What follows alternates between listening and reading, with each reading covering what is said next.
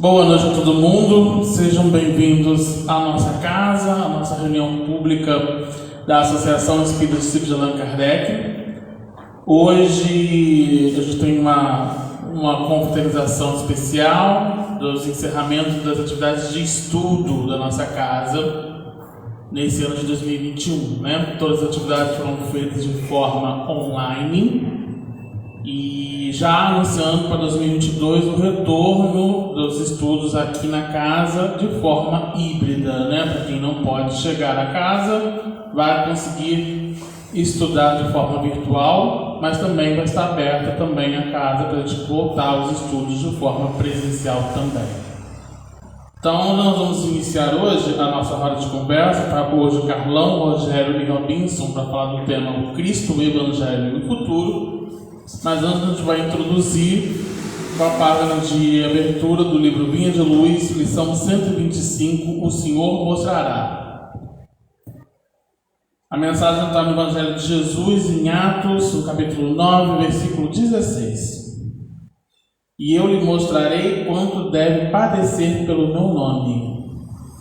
E aí vamos às considerações de Emmanuel. O diálogo entre o mestre e Ananias, relativamente ao socorro de que Paulo necessitava, reveste de significação especial para todos os aprendizes do Evangelho. Digna de nota é a observação de Jesus, recomendando ao apóstolo da gentilidade que ingressasse em Damasco, onde lhe revelaria quanto convinha fazer. E muito importante a determinação a Ananias para que atendesse ao famoso verdugo trazido à fé. O apelo do céu ao cooperativismo transborda da lição. Perseguidor e perseguido reúnem-se no altar da fraternidade e do trabalho útil. O velhinho de Damasco presta socorro ao ex-rabino. Paulo, em troca, prodigaliza-lhe enorme alegria ao coração. Acresce notar, porém, que Jesus chamou a si a tarefa de revelar ao recém-convertido quando lhe competia lutar e sofrer por amor ao reino divino. Semelhantes operações espirituais se repetem cada dia nas atividades terrestres. Debaixo da inspiração do Cristo, diariamente há movimentos de aproximação entre os quantos que se candidatam ao bom entendimento perante a vida eterna. Alguns trazem a mão confortadora e amiga de assistência fraternal, outros o júbilo sagrado da esperança sublime. Estabelecem novos acordos, traçam-se novas diretrizes. Imperioso é reconhecer, porém, que o Senhor mostrará a cada trabalhador o conteúdo de serviço e testemunho que lhe compete fornecer no ministério do seu amor divino. Nós não vamos comentar a página hoje, em virtude da roda de conversa, mas Emmanuel justamente ele traz um alerta de que no caminho que a gente quer seguir e em visualizar as oportunidades, o Senhor nos mostra, né? A página justamente dizendo isso, dizendo que mostrará a cada trabalhador o conteúdo de serviço e testemunho que compete fornecer no Ministério do Amor. Então, se a gente tem alguma dificuldade, alguma dúvida, algum desafio que quer trilhar, como eu devo seguir o meu caminho, é só a gente analisar, parar e pensar, refletir, buscar a base que a gente vai chegar a entender quais são as oportunidades que estão surgindo, os caminhos que estão chegando para a gente analisar, para a gente atingir a tão sonhada reta que a gente está querendo, né? Chegar lá, né? Então o Senhor vai nos mostrar isso, através do trabalho, através das ações, através do convívio da família e assim vai. Vamos elevar nossos pensamentos então e agradecer a Deus nosso Pai, ao amigo mestre de Jesus, pela oportunidade bendita de estarmos nessa casa de caminho, mais uma vez com o propósito de estudo e reflexão desse teu Evangelho redivivo. Que nós possamos, através dos irmãos que irão falar na noite de hoje, refletir no tocante do assunto e colocarmos em prática diária na construção desse homem novo, retirando as mazelas do homem velho. Mais uma vez agradecemos a oportunidade de serviço e que possamos, através das vibrações emanadas nessa noite, tocar os corações das almas aflitas, das almas inquietas, daquelas pessoas que estão querendo uma mensagem de consolo, que eles possam ser saciados, receber todo esse consolo para continuar à frente ao seu objetivo. Que o Senhor nos ilumine e nos abençoe no propósito dessa noite. Que assim seja, graças a Deus. Então, vou chamar aqui então Rogério Robinson para conduzir o estudo da noite.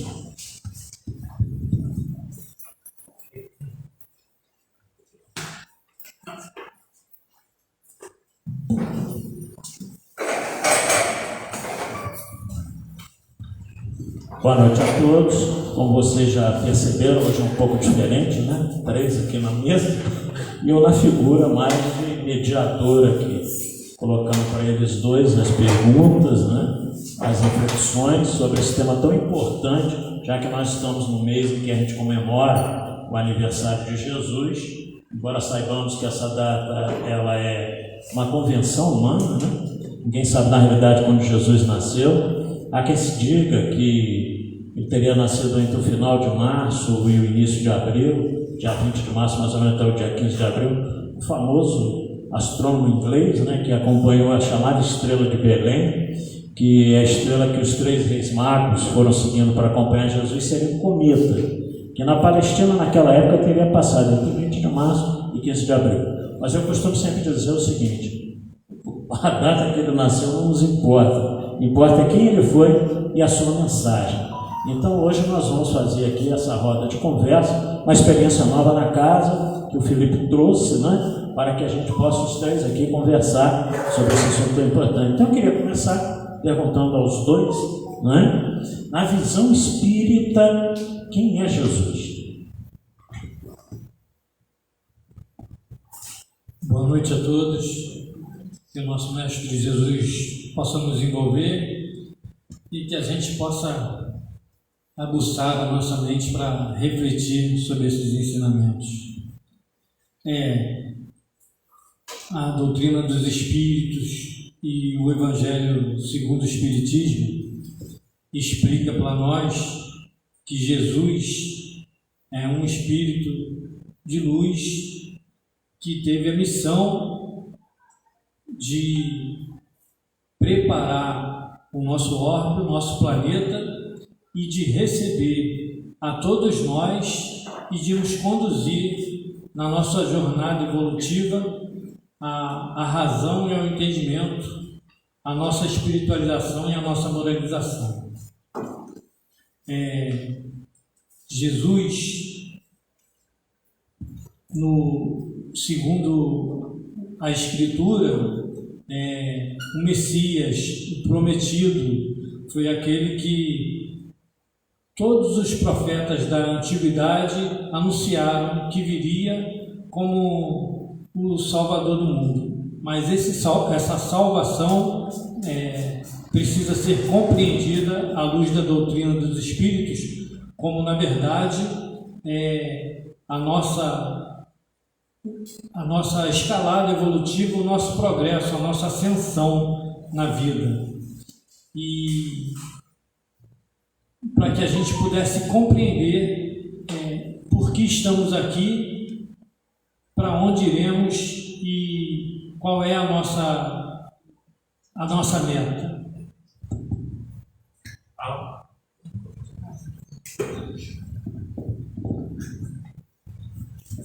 Boa noite, meus irmãos, minhas irmãs. Que Jesus também nos abençoe, nos fortaleça e nos inspire nessa noite. Falar de Jesus, eu diria que é uma coisa muito complexa, né? Porque é um ser extremamente evoluído e nós não temos condições nenhuma de aferir a sua elevação. Mas nós podemos dizer o seguinte: Deus nos criou na condição de simples e ignorantes. Quando Kardec perguntou em que se transforma o espírito depois da sua última encarnação, Kardec recebe como resposta que se transforma em espírito puro. Mas aí nós ficamos sabendo que isso não é um topo. Depois que o espírito atinge a categoria de espírito puro, começa uma nova escala espírita, né? Que é a escala dos espíritos crísticos. A gente poderia dizer então que o ponto, é o suprassumo que todos nós também iremos atingir. Não sabemos quando, mas iremos atingir. Todos nós, o próprio Jesus afirma que nenhuma das ovelhas que o Pai lhe confiou se perderia. Então, consequentemente, nós também nos tornaremos espíritos perfeitos e também, de acordo com a nossa luta, de acordo com a nossa evolução, tudo mais. Jesus, que a doutrina espírita nos apresenta, conforme está lá na pergunta 625, né, deixa bem claro para nós que se trata do espírito que Deus confiou à humanidade terrestre. E isso desde o início da construção do planeta Terra, onde Jesus também fez parte como um dos engenheiros siderais. Consequentemente, meus irmãos, nós não temos nenhuma forma assim de analisar com mais profundidade, senão observando a bondade, o altruísmo desse ser espiritual que desce das alturas para nos auxiliar, a grande evolução que ele já atingiu e principalmente as promessas que ele fez, dizendo que estaria conosco até o fim dos tempos, dizendo que não iria nos abandonar, dizendo que iria nos fortalecer nas nossas necessidades. Eu estarei convosco. Se nós conseguirmos entender que Jesus é o caminho que nós podemos trilhar, é o ser mais perfeito que Deus colocou e que nós podemos nos espelhar. Se Jesus é a verdade, ou seja, é Ele que trouxe todos os conhecimentos que nós precisamos ter. Ele deu exemplo para isso. Então a doutrina espírita nos deixa bem claro todos esses aspectos, por esses apontamentos, e nós podemos estar certos que se nós seguirmos os passos de Jesus, estaremos no caminho da evolução.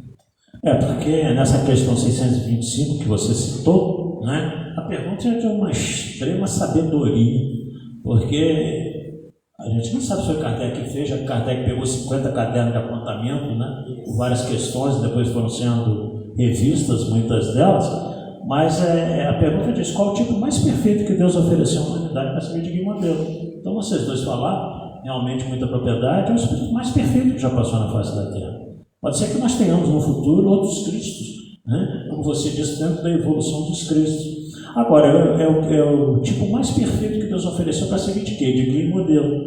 Então, guia é quem? É aquele que nos mostra o caminho a seguir. Modelo é aquele com o qual nós devemos basear. Eu ontem até em conservatório eu falava mais ou menos um pouco sobre isso. Então a gente dizia que nós tivemos vários exemplos vívidos junto de nós, né? Até na nossa era.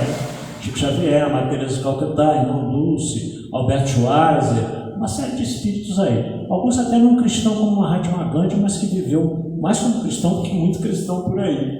Mas, então são exemplos nos quais a gente pode ver que é possível viver uma vida crística, mas modelo e exemplo é Jesus, né? É aquele que a gente deve nos guiar e nos mirarmos como realmente exemplo de vida.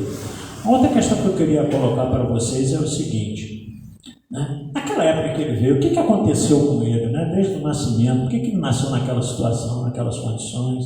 Qual era a proposta dele demonstrar nascendo daquele jeito? A bola está... Vamos trocar um pouquinho então. Bom, eu costumo procurar entender que tudo tem a sua época, né? Tudo tem o seu momento. Lá no Velho Testamento nós vamos encontrar em vários momentos a observação de que viria o Cristo, viria um Salvador para aquele povo sofrido, porque o povo judeu sempre foi sofrido, né? Desde o início sempre foi um povo muito sofrido, mas também um povo extremamente orgulhoso, né? Extremamente vaidoso, cônscio dos seus conhecimentos e ao mesmo tempo trazendo exemplos, se por um lado de harmonia e de crescimento, mas por outro lado também de destruição. A gente acompanhando esses ensinamentos aí de Jesus, a gente vai ver que tudo se cumpriu. Tanto assim que o próprio Jesus diz, né, que a presença dele era um cumprimento daquilo que estava lá em Jeremias, em Elias, lá no Velho Testamento tem vários apontamentos dizendo que viria o Salvador.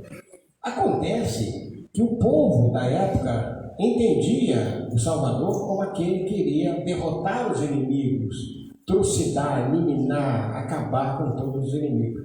E Jesus veio com uma condição de paz, de pacificador, de harmonizador. Então, nessa luta que Jesus teve para fazer com que o povo da sua época compreendesse que a missão dele não era para derrubar ninguém, para criar mais inimizade, nem destruir, nem nada. A gente vai vendo também que nessa época de Jesus, outros povos também estavam em processo de crescimento espiritual. Então a gente vê lá na Índia, a gente vê mesmo nos povos orientais de uma maneira geral, que todos eles estavam se harmonizando com a ideia do Cristo. Só que lamentavelmente a ideia do Cristo também não tenha vingado para a sua época. Tanto assim que o próprio Jesus reconhece isso, dizendo: eu vou para o meu Pai e pedirei a Ele que envie o Consolador que ficará eternamente convosco. E nisso são passados praticamente 2000 anos. Então a gente está observando o quanto nós crescemos nesses 2000 anos. E que eu afirmo que é um tempo muito curto para a humanidade. Quando a gente trata assim, quantas reencarnações nós tivemos nesses 2000 anos? Poucas. Se nós analisarmos que em cada 100 anos nós tivéssemos uma única encarnação, 2000 anos significaria 20 reencarnações. É muito pouco tempo para algum tipo de crescimento muito volumoso, né?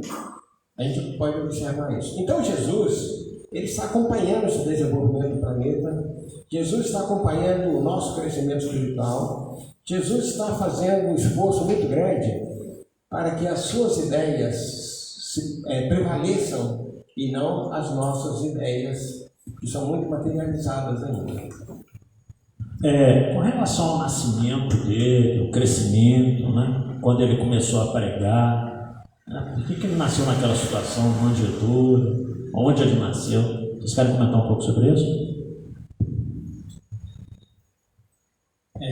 Allan Kardec, na Doutrina dos Espíritos, convida a gente a refletir sobre as provas da vida, as experiências da vida que a gente precisa se sujeitar para se aperfeiçoar.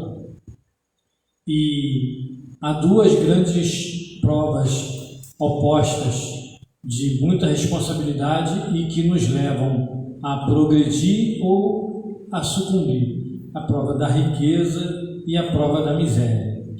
E a gente tem visto, no decorrer do tempo, que a prova da riqueza tem levado muitas pessoas a se deixar seduzir pelas facilidades e acabam se perdendo. Então, um caminho seguro para Jesus, o caminho da prova da pobreza, da humildade, e que inclusive é um dos principais pilares das virtudes humanas, a humildade. Então, ele nasceu no seio de uma família humilde e Deus misericordioso, que nunca deixa ninguém desamparado, providenciou já na sua chegada, através da figura dos 3 magos, uma sustentação não de riqueza abundante, mas que suprisse as necessidades daquela família nas horas cruciais que eles passariam, que eles vivenciariam, né? Então, no momento em que Herodes toma a decisão que percebe que vinha um possível sucessor ou usurpador do trono dele, e que toma aquela medida drástica de matar todas as crianças abaixo de 2 anos, e que Jesus precisa, que Maria e José precisam deixar Jesus em segurança, e recebe as mensagens do anjo Gabriel de que tem que se afastar de Israel, tinha um mínimo recurso para essa jornada, para estar no estrangeiro. Não era riqueza, não era nada, mas um mínimo recurso. Isso mostra que Deus não desampara ninguém. E no decorrer do tempo, depois voltando, já tendo estabilizado o local que ele retorna, volta para um lugar seguro, continua na sua atividade junto ao Pai como carpinteiro, sempre humildade, trabalho, é a sua rota, até o momento em que ele começa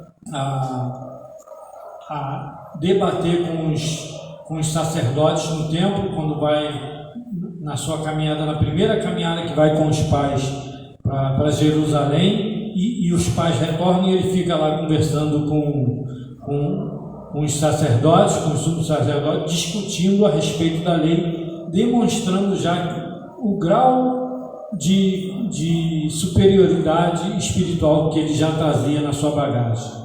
E por aí foi vida fora, até que começou o seu ministério e vivenciou tudo que pregou. Como no Espiritismo, já falei isso em outra oportunidade, mas a gente observa que, como no Espiritismo, começou o seu ministério através dos fenômenos que chamam a atenção, mas o seu objetivo não era o fenômeno, e sim a transformação moral. Então ele acrescentava as curas, o aconselhamento de que aqueles que eram curados, que fossem e não tornassem a pecar, para que mal maior não lhes acontecesse. E de tudo que ele fez, tudo ele deu testemunho, tudo ele vivenciou. Uma coisa que eu acho muito interessante, e de vez em quando a gente vê alguns textos muito bem elaborados, né? Eu li um há pouco tempo atrás, em que o sujeito afirma categoricamente, dizendo, baseado em fatos, baseado em pesquisas profundas, que Jesus não existiu. Né? Eu acho uma graça, sabe, nessas criaturas que acham uma facilidade muito grande de... Há quem diga que o homem ainda não foi à lua. Pois é por aí mesmo, né? Então a gente vai observando o quanto que os homens, quer dizer, no sentido da humanidade, ainda têm de vaidade, né? Se acham muito superiores e tudo mais.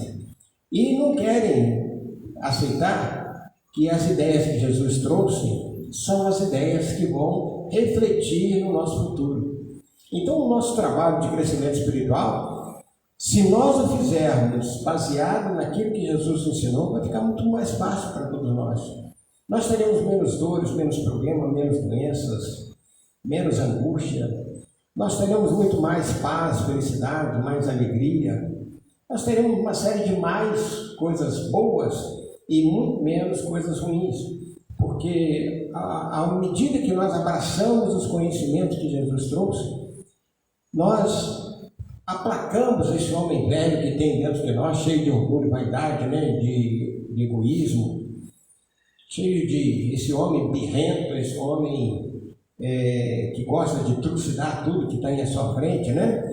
Que desrespeita a vida e os viventes. Então essas situações não vão mudar. Mesmo porque nesse momento que a Terra está passando por essa fase de transição, e que muitas pessoas entendem que ela é passageira, daqui a pouco vai acabar, não é bem assim. Nós sabemos que como a humanidade caminha a passos curtos, nós ainda teremos um bom tempo ainda de transição até nós chegarmos na condição para transformar esse planeta em regeneração. Vai levar um tempo. Então, o conhecimento de Jesus sendo aplicado vai acelerar em muito tudo aquilo que nós temos pela frente. Nem talvez nós, no meu caso, né, que eu já passei dos 70, a gente, talvez nessa encarnação, talvez eu não veja isso. Mas os meus netos provavelmente já irão gozar de uma fraternidade um pouco maior. Porque a maldade está sendo varrida do planeta. A gente não percebe isso, mas os espíritos são unânimes em dizer que muitos desses indivíduos que são portadores da extrema maldade estão sendo já retirados, estão desencarnando, estão sendo recolhidos para um possível encaminhamento para outros mundos. Então, eles não renascendo, a Terra já irá modificar muito. Eles não permanecendo na psicosfera do planeta, já irá mudar muito. E se nós conseguirmos fazer com que essa juventude assimile o Evangelho de Jesus, por isso que eu acho muito importante o trabalho de evangelização, o trabalho com a mocidade, o trabalho de evangelização de qualquer maneira que nós possamos fazer, ajudando aqueles que estão presos, aqueles que estão asilados, aqueles que estão sofrendo nos hospitais. Tudo isso vai fazer com que a humanidade seja melhor. A gente encerrando o ponto, o aspecto de Jesus aí para a gente abordar os outros dois temas, só lembrando aqui que apesar de todo o amor que ele nos dedicou, aconteceu aquilo tudo com ele. Acabou crucificado pela ignorância dos homens, pelo medo do poderio romano, de que ele pudesse, como o Rogério disse, revolucionasse e tomasse o lugar dos Césares, né? E todo esse medo levou a tudo aquilo que aconteceu.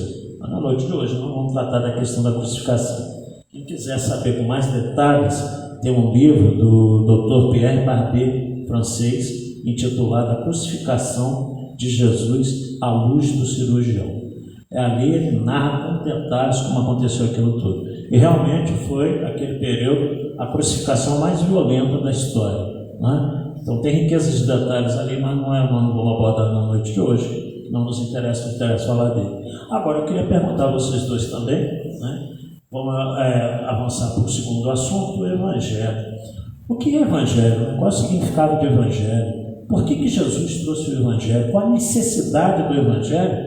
Haja vista que nós já conhecemos a lei de Deus, né? Através de Moisés, dos profetas do Antigo Testamento, né? Pentateuco de Moisés, por as 5 obras dele. Nós já sabíamos do que Deus esperava de todos nós. Inclusive na questão 621 do Livro dos Espíritos, Kardec nos fala que a lei de Deus está gravada na nossa consciência. Então toda criatura de inteligência mediana sabe o que é certo ou o que é errado, sabe o que Deus espera de nós. Então qual a necessidade do Evangelho? Por que Jesus trouxe? E o que significa o Evangelho? Bora com vocês.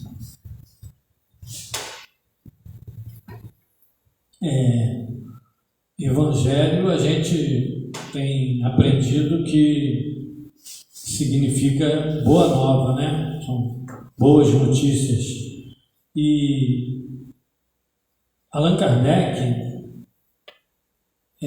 no Evangelho segundo o Espiritismo, ele começa a explicação a respeito das mensagens do Cristo, no capítulo 1, com o título Não Vim Destruir a Lei. E aí ele explica em 3 tópicos, né? O advento de Moisés, do Cristo e, por último, o Espiritismo. No advento de Moisés, ele explica a missão de Moisés e fala do grau de entendimento da humanidade daquela época, da época de Moisés. Ainda era um povo ainda bem embrutecido, com muito pouca noção de sentimento, mais vivo neles ainda os instintos e muito apegado ainda às coisas materiais. Então por isso que a lei de Moisés, apesar de ter recebido os 10 mandamentos, mas por isso a lei dele continha muitas legislações dele mesmo próprio para conter o impulso violento do povo daquela época. Já com o advento de Jesus, se opera uma transformação. Jesus vem trazer uma nova noção para a gente de vida e coloca para nós não mais noções só de justiça, mas noções de sentimento, de amor, de convivência, de fraternidade.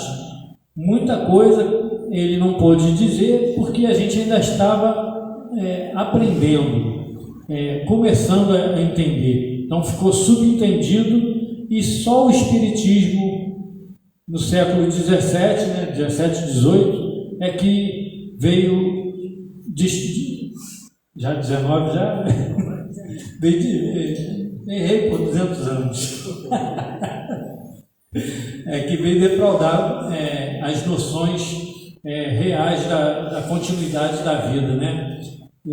Desde a época de Jesus, o pessoal tinha noção de que a vida continuava, mas não sabia como ela se dava. Claro, ficou isso naquela passagem de Nicodemos, né, que não compreende como é que o homem poderia renascer de novo sendo velho, né? E Jesus questiona ele: pô, você é doutor da lei e não compreende essas coisas? Como vai compreender se eu te falar de coisas mais profundas, né? E uma outra questão é que num outro livro também, Obras Póstumas, Allan Kardec disserta para a gente sobre a nossa condição moral, a nossa condição de entendimento, e o nosso orgulho e o nosso egoísmo nos faz crer mais do que somos e em negar aquilo que não compreendemos. Então a gente muitas vezes nega a continuidade da vida por não entender, por puro orgulho, não porque não seja real, né? Então são questões que só a gente se aprofundando no estudo da doutrina a gente vai conseguir compreender e aceitar com razão. Lembrando e reforçando, como você falou, né, que o Evangelho é a boa nova. Sendo que para chegar a essa condição de boa nova, houve toda uma preparação. Jesus viria acompanhado de milhares de espíritos de escola para fazer esse trabalho, só que a maioria, como a minha avó dizia, né, pingou fora quando viu que a coisa seria bem complexa, bem difícil, né? Caíram fora. Quando a gente comenta essas questões, eu, por exemplo, me pergunto, quem sabe eu estava lá, Barrabás, sol de Barrabás, crucifique Jesus. Porque como somos considerados hoje, né, como os últimos trabalhadores, né, os trabalhadores da última hora, grande parte de nós somos arrependidos. Eu não sei se vocês entendem assim, sabe? Mas se a gente colocar a cabeça para pensar, podemos analisar que somos arrependidos. Nós temos alguma coisa dentro de nós que fala que nós já perdemos muito tempo e que a gente precisa voltar para o caminho, porque nós já estivemos nesse caminho, só que nós fugimos dele. E seguir o Evangelho de Jesus significa passar pela porta estreita, andar pelo caminho estreito, caminho pedregoso, caminho espinhento, conviver com as pessoas mais difíceis, conviver com as maiores dificuldades. Aí o Rogério citou muito bem, né? A riqueza e a pobreza, a miséria. Temos uma série de outras. Olha bem a quantidade de irmãos doentes que nós estamos observando nos últimos tempos. E quando se encontra a solução para uma doença, surge uma outra. Rogério, que é da área de saúde, poderia talvez reforçar um pouquinho mais. Mas a gente está observando isso. Mas tudo isso porque é uma necessidade. Talvez, se nós estivéssemos seguindo o Evangelho de Jesus, estaríamos livres disso. Porque mente sã em corpo são. Se nós observarmos o Evangelho de Jesus, nós tornaremos a nossa mente sadia e, consequentemente, o nosso corpo também será sadio. Então, podemos afirmar que a solução para os problemas de hoje da humanidade passa obrigatoriamente pela reforma do ser humano, né? Passa pela reforma do ser humano e passa obrigatoriamente por aceitarmos o Evangelho de Jesus como uma solução para os graves problemas da humanidade. É curioso observar também, né, é que, como o Rogério disse, a dureza das leis antigamente, as leis de Moisés, então o Evangelho veio para dar uma revolucionada naquilo, né? Eram leis muito rígidas, necessárias ao povo hebreu daquela época, e o Evangelho de Jesus nos trouxe totalmente diferente. O Evangelho de amor, de bondade, de compreensão. O Deus que nos apresenta no Antigo Testamento é um Deus até cruel, de uma certa forma, um Deus vingativo, é um Deus que separava, sectário. E o Deus que Jesus veio nos trazer é um Deus de bondade, misericórdia, entende as nossas misérias humanas, né? Sabe que nós somos falhos mesmo, que a gente vai necessitar de tantas quantas oportunidades foram necessárias. O Evangelho de Jesus revolucionou a mensagem nesse sentido, uma mensagem cristã trazida pelo Cristo, mostrando um Deus muito mais misericordioso do que o Deus do Antigo Testamento, né? Agora eu queria que vocês lembrassem rapidamente uma das passagens que Jesus nos instruiu de 3 maneiras, através de ensino, de passagem e parábola. São as 3 maneiras que ele nos instruiu. Uma das passagens da parábola dos ensinos de Jesus que mais assim chama a atenção de vocês gostam mais de estudar ou de falar, que você citasse um e outro. É bom perguntar? Eu sabia desde que Maria da graça. Bom, a parábola que eu mais tenho estudado é a parábola do filho pródigo, né? Ela dá uma noção ampla do comportamento humano em sociedade e dá também uma noção ampla da vida na sua plenitude, nos 2 lados da vida. Ela tem vários aspectos que a gente pode estudar, já foi tema de palestra. Ela mostra o filho pródigo, mostra o irmão, que é um filho egoísta, mostra o pai, mostra os servos, né? E mostra toda a situação. Mostra na amplitude da vida, desde a vida espiritual, a gente se programando para encarnar, com uma experiência no corpo e o resultado da nossa experiência, a nossa prestação de conta no retorno junto ao Pai. Porque se a gente for analisar direitinho a parábola do filho pródigo, quando ele pede ao Pai que reparta os bens, a gente pode interpretar isso como ele se preparando para a encarnação. E como ele usou esses bens, esse período dele de encarnação. Quando ele passa dificuldade porque dissipa os bens, a gente pode observar isso como se fosse o retorno dele à vida espiritual em apuros, e aí ele, tendo consciência, conseguindo retornar um padrão vibratório bom e ter assistência de novo dos bons espíritos do Pai. A gente vê os servos como sendo os trabalhadores já esclarecidos num nível espiritual evoluído, que não questiona o tipo de trabalho, simplesmente vai lá e executa porque sabe a responsabilidade dele. A gente vê o filho egoísta como sendo aquele que está junto do pai, mas que ainda tem imperfeições, ainda tem vícios, orgulho, e questiona o pai quando age em favor do filho. E por aí vai. Essa é a parábola que tem me tocado mais, porque tem me dado mais possibilidade de estudar e compreender. A que mexe mais comigo é ela me tocou muito, acho que quando eu tinha uns 13 ou 14 anos. Há muito tempo já, né? Então eu sempre acho muito interessante mesmo, muito tempo mesmo. É aquela que diz assim: um homem descia de Jerusalém para Jericó. É tomado pelos assaltantes, que o expoliam, o espancam e o deixam entre a vida e a morte. E passa por ali um sacerdote, um escrivão, e passa por ali um homem do povo, um samaritano, porque samaritano era considerado o povo degradado, né? Aquele povo, aquele que não presta mesmo, né? E no entanto é ele que vai socorrer aquele homem. E ele toma as providências, primeiro faz os curativos, os primeiros socorros, depois o coloca em sua montaria, o leva até uma hospedaria, paga, toma conta dele aquela noite toda,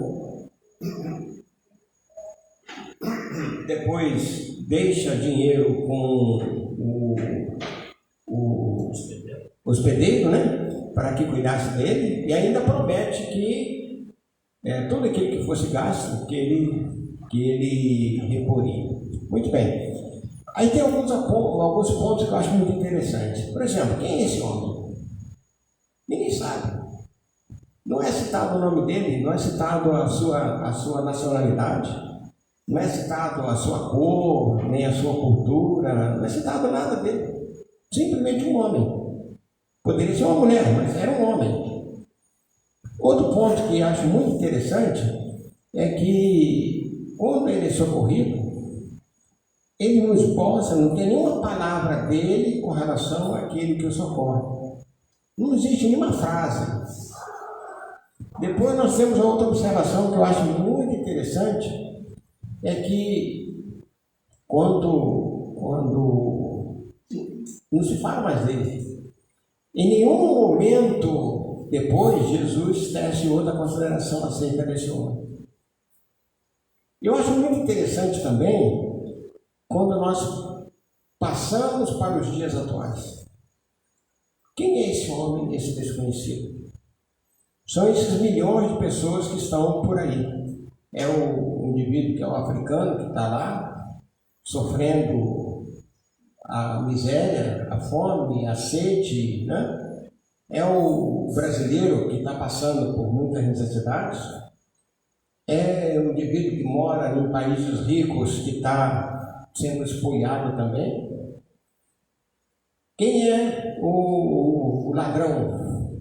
Aí nós podemos colocar, são os governantes que roubam do povo, são os ladrões clássicos mesmo, né? Aqueles que parece que nasceram para roubar, para tirar dos outros, e que não têm a menor misericórdia, porque foi isso que aconteceu, sem nenhuma misericórdia fizeram aquilo com ele. Temos a outra observação que eu acho muito pertinente para os dias de hoje, é que sempre aparece alguém bondoso. Pode observar, em todos os momentos da humanidade, sempre apareceu alguém de bom coração. E por pior que sejam as condições, sempre aparece alguém. É porque Deus, que é o nosso Pai, Ele tem esse cuidado de sempre mandar um cuidador, de sempre mandar alguém que possa restabelecer a paz, a harmonia e possa ajudar, possa mitigar a fome quando não pode saná-la.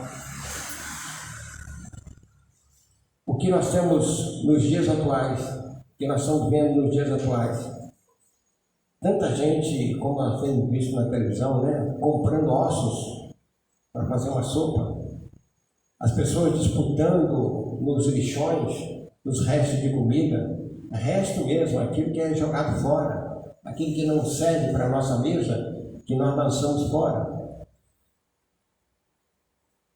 Então, quando a gente observa a preocupação de Jesus em mostrar para nós isso aí, a pergunta é: por que nós não nos tornamos esse bom samaritano?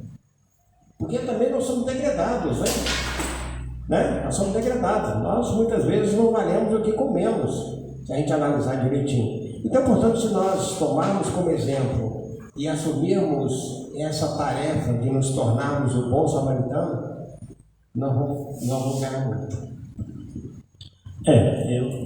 Você está parado na passagem nenhuma, mas até nós nos lembramos, no canal disso aí, Rogério, essa importância do Evangelho. Porque Paulo, vou citar Paulo, no Coríntios, no segundo livro de Coríntios, capítulo 3, versículo 6. Paulo diz assim: o qual, se referindo a Deus, nos fez capazes de sermos ministros do Novo Testamento. Não da letra, mas do Espírito, porque a letra mata e o Espírito vivifica. Então, Paulo já nos dizia da nossa responsabilidade dentro do Evangelho, né? Esse Novo Testamento, nós somos ministros disso. Ou seja, aprendemos com Jesus, então nós temos um compromisso, não só de divulgar, mas procurar vivenciar esse Evangelho na vida de todos nós. É óbvio que a gente não vai conseguir numa única encarnação, nem 2, 3 talvez. É tudo um aprendizado progressivo. Mas nós não temos desculpas mais de não conhecer, de não saber o que Ele espera de nós, o que Deus espera de nós. Então, Paulo deixa bem claro que todos nós somos ministros desses ensinos de Jesus, né? Então, a importância do Evangelho na vida de todos nós, como vocês abordaram, ela é realmente essencial e tem que servir para mexer em alguma coisa na nossa vida.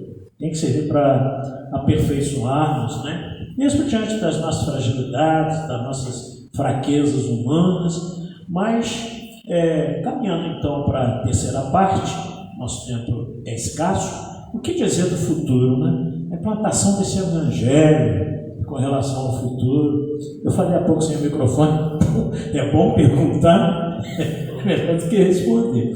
Mas o que esperar dessa implantação do Evangelho? Porque Jesus disse: não, céus e terra não passarão, até que não se cumpra o último cedil, o último iota, dependendo da tradução bíblica que vocês têm em casa. Mas então Jesus disse que tudo ia se cumprir. E o que a gente esperar? Em função do que o Carlos falou desse mundo, ainda de tantas desigualdades sociais, de tanta violência, né? Esse período que nós estamos passando, não só de pandemia, mas de todas as misérias que a humanidade já vivenciou e pode ser que ainda venha a vivenciar outras. Esse período de passagem de um mundo de expiações e provas para um mundo de regeneração, o que esperar do Evangelho? O Evangelho tem esse poder, ele vai realmente modificar as pessoas. O Evangelho vai se tornar conhecido no mundo inteiro, ou será praticado mesmo por outras religiões, ou todas as pessoas do mundo vão se tornar cristãos, ou a ideia cristã é que se propagará.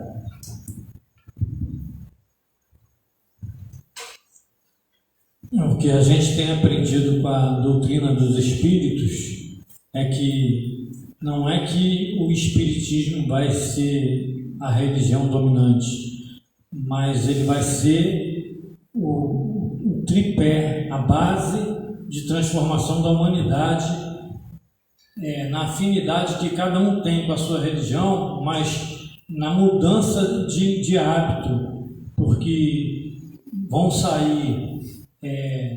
cessar os rituais, os cultos exteriores, né? As aparências, e a pessoa realmente vai entronizar, vai se modificar, vai realmente viver de acordo com aquilo que ele compreende, que ele descobre que é a realidade. Esse é o papel do espiritismo.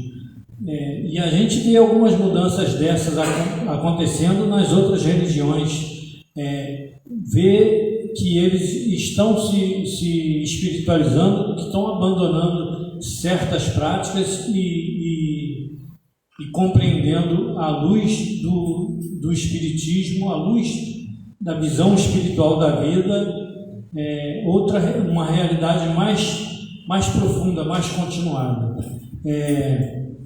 O espiritismo, ele dá essa base para a gente. E um outro aspecto que a gente vê da mudança atual é no comportamento humano, não só materialmente falando, mas psiquicamente falando. Inclusive, no movimento espírita, os espíritos que têm nos orientado, têm se comunicado com a gente, têm demonstrado muito a preocupação com o nosso desenvolvimento intelectual e moral, frisando muito a importância da compreensão nossa como espírito inteligente, o uso da nossa inteligência, o uso da nossa razão.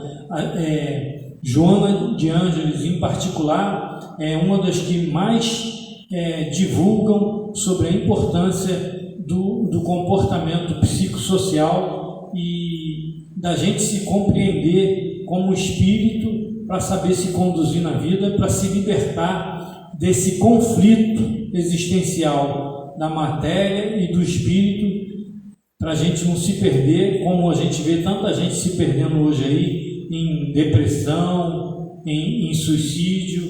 Então isso está sendo muito trabalhado para que a gente se transforme, para que a gente se instrua, para que a gente possa conseguir passar essa fase da vida. Há uma divulgação também de um líder religioso, Dalai Lama, também falando dessa transformação da psicosfera, não só dos espíritos, como do planeta, causando essas sensações que a gente tem sentido, essa angústia que a gente está sentindo, que é um movimento de evolução da humanidade e do planeta.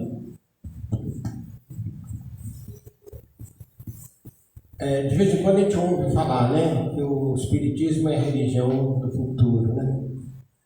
Mas a gente já sabe bem que, na realidade, o Espiritismo, na realidade, é o futuro das religiões. Porque, gente, observe bem, à medida que a humanidade vai se desenvolvendo, vai crescendo, vai evoluindo, a tendência é você buscar um caminho. E o caminho, ele tem que apresentar pelo menos 3 aspectos bem interessantes. O primeiro é o caminho da lógica. A doutrina espírita, quando nos ensina a questão da reencarnação, a gente vê como a reencarnação explica.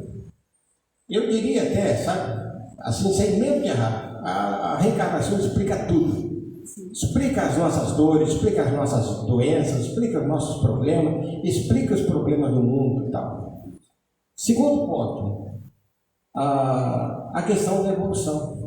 A doutrina espírita, dentre todas as religiões, é a única que fala que o espírito progride.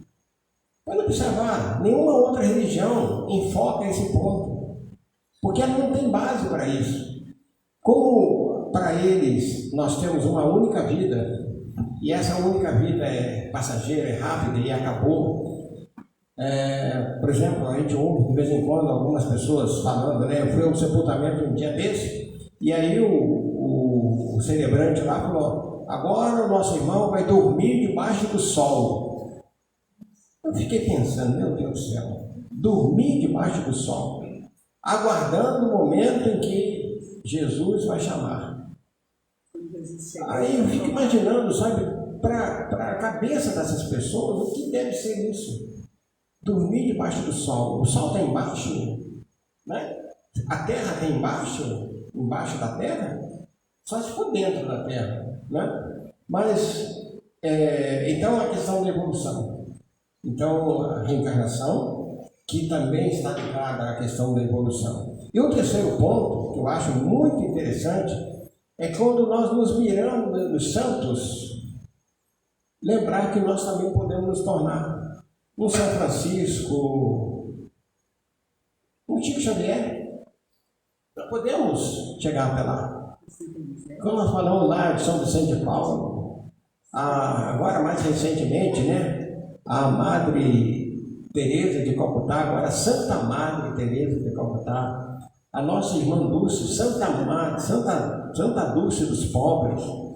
Significa que basta a gente trabalhar. Só que esse pessoal que eu estou citando já começou a trabalhar muito lá atrás, enquanto muitas vezes nós estávamos vadiando, eles já estavam trabalhando. São os verdadeiros espertos. Isso, então, servem de exemplo para nós, porque todas as dificuldades que o Chico Xavier passou, nós podemos passar, nós podemos vivenciar, nós podemos vencer.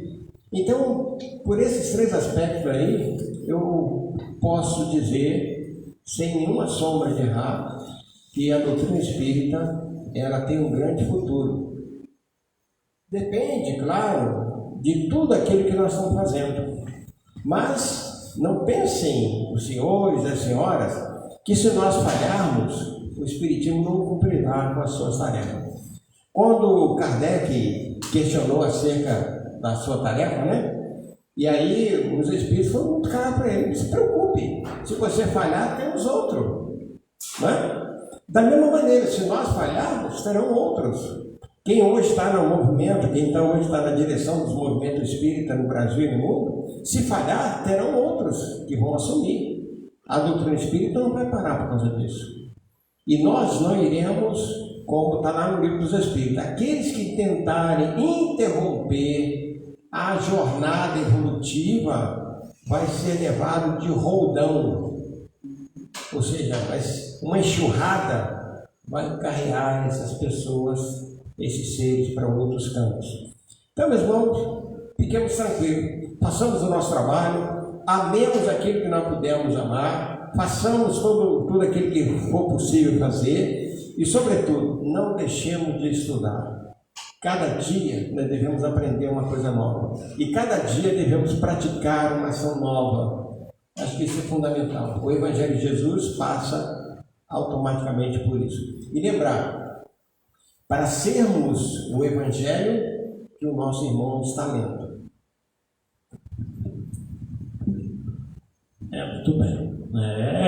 Eu sempre digo também que a gente não tem a pretensão de que as pessoas vão se tornar espírita, não se trata disso. O ideal, o interessante, o que está acontecendo é que a ideia espírita está entrando nas pessoas e nas outras religiões.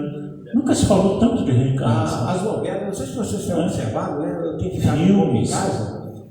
As novelas, toda novela tem lá uma coisa, né? Na minha próxima encarnação, eu quero assim. Na outra encarnação, eu acho que eu sofri isso, ou coisa assim, na outra encarnação, né? Nunca se falou tanto na vida espiritual, né? Na vida depois da morte. Então, isso são o quê? Conceitos doutrinários nossos, espíritos, né? Que poderíamos até dizer os nossos princípios básicos. Né? E como os espíritos mesmo falam, né? Que as ideias são implantadas pouco a pouco. Paulatinamente. Né? Paulatinamente. Até que ela eclode. Sim. Então a gente não tem que ter medo em relação ao futuro. Nós sabemos que está aí, que ele vai acontecer. E que, como o Carlão disse, aqueles espíritos que não se enquadrarem nisso serão, infelizmente, daqui levados. Faz parte do processo evolutivo de todos os planetas. Então eu quero agradecer muito o Carlão, o Rogério. Vocês podem não acreditar, isso aqui não houve um ensaio sequer. Chegamos os três aqui, sentamos e resolvemos que eu ia fazer algumas perguntas com relação aos três assuntos, eles toparam e eu acredito que deu certo, né? Vocês que são os nossos avaliadores aí. Agradecemos a presença de vocês aqui no salão, dos internautas que estiveram nos acompanhando aí, e a gente quer encerrar essa quarta-feira, lembrando que domingo nós temos a palestra habitual nossas 9 horas, será com José Borges, de Barra Mansa, e ele vai fazer de lá da casa dele, mas nós vamos projetar aqui no telão, né? E eu quero, como eu fiz domingo passado agora, agradecer a vocês que doaram os mantimentos, as cestas, o dinheiro para que a gente pudesse comprar esses mantimentos todos que nós vamos levar domingo agora lá para as famílias carentes, né? Então nosso agradecimento, que vem 3 meses a gente vem pedindo e chega a hora de agradecer. Então nosso muito obrigado a todos vocês que contribuíram, a equipe aí, Laurete, Angélica, que estão dando uma força aí em arrumar tudo, Laurete com o Marcelão aí comprando também as coisas que estão faltando. Então, a gente quer agradecer, eu estou citando as duas lá, mas a todos vocês que estão trabalhando, que ainda vão ajudar também a arrumar as cestas que estão lá para arrumar. A gente espera a ajuda de vocês aí, sobre a coordenação delas duas. E como todo ano, a gente sempre fica preocupado, mas no final das contas não dá certo. E a gente espera que esse ano também dê e que a gente consiga atender aquelas famílias como nós temos feito todos os anos. Felipe, algum recado? Não, tranquilo? Agradecer o Felipe, né? Que o senhor Felipe, toda essa gravação e essa transmissão ao vivo seria muito difícil para a gente. E lembrando a vocês que quem tiver necessidade, passa, guarde no salão que a gente vai chamando de acordo com a quantidade de passistas lá dentro. Então, muito obrigado a vocês dois pela participação e vamos encerrar essa primeira parte agradecidos a Deus com a prece que Jesus nos ensinou. Pai nosso que estás nos céus, santificado Senhor seja o vosso nome, venha a nós o vosso reino, seja feita a vossa vontade assim na terra como nos céus. O nosso de cada dia nos dai hoje, perdoai, Senhor, as nossas ofensas, assim como nós perdoamos a quem nos tem ofendido. Não nos deixeis cair nas tentações, caminho, mas livrai-nos de todo mal, que são teus o reino, o poder e a glória para sempre. Com essa prece, nós pedimos permissão aos mentores da casa, na figura do Dr. Adolfo Bezerra de Menezes, para dar para encerrar a primeira parte de palestra e passarmos para os trabalhos na Câmara de Paz. Uma boa noite a todos e lembrando a vocês que a gente ainda está com a campanha na cozinha, mas eu não vou falar isso não, depois que a gente entregar as cestas, né, Laura? Depois que passar a questão das cestas, a gente volta a falar da cozinha. Muita paz a todos.